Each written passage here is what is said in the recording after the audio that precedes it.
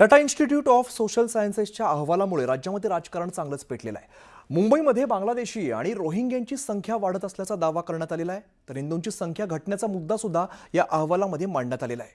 घुसखोरांमुळे मुंबईचा रंग बदलत असल्याचा आरोप किरीट सोमय्यांनी केलाय, तर हे सत्ताधाऱ्यांचं अपयश असल्याचा आरोप विरोधकांनी केलाय।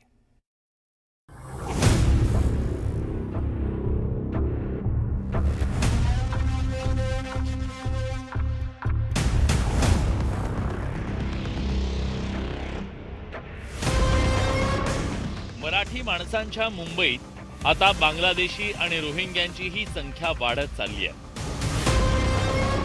टाटा इन्स्टिट्यूट ऑफ सोशल सायन्सच्या अहवालात गंभीर मुद्द्यांकडे लक्ष वेधण्यात आलंय।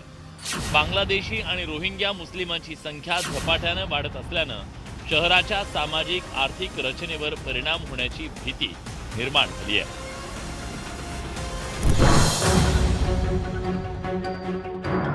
इतकंच नव्हे तर 2051 पर्यंत हिंदू लोकसंख्या 51% घटू शकते असा अंदाज अहवालात व्यक्त करण्यात आलाय। एका बाजूला बांगलादेशमध्ये हिंदूंची हत्या होत आहे, अत्याचार सुरू आहे। त्याच वेळेला टाटा इन्स्टिट्यूट ऑफ सोशल सायन्सचा रिपोर्ट म्हणतो की मुंबईत 2050 पर्यंत हिंदू फक्त 54% असणार आणि मुस्लिम 30% पर्यंत पोहोचणार। अहवालातल्या प्रमुख मुद्द्यांवर नजर टाकूया। 1961 मध्ये मुंबईत हिंदू लोकसंख्या 88% होती, ती 2011 मध्ये 66% आली। त्याचवेळी मुस्लिम लोकसंख्या 1961 मध्ये 8% होती, जी 2011 मध्ये 21% झाली।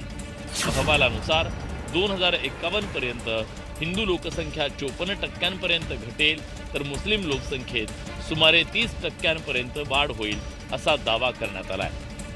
तर देशाच्या सीमांचं रक्षण करण्यात केंद्र सरकार आणि मुंबईतील घुसखोर बाहेर काढण्यात राज्य सरकार अपयशी ठरल्याचा हल्लाबोल विरोधकांनी केलाय।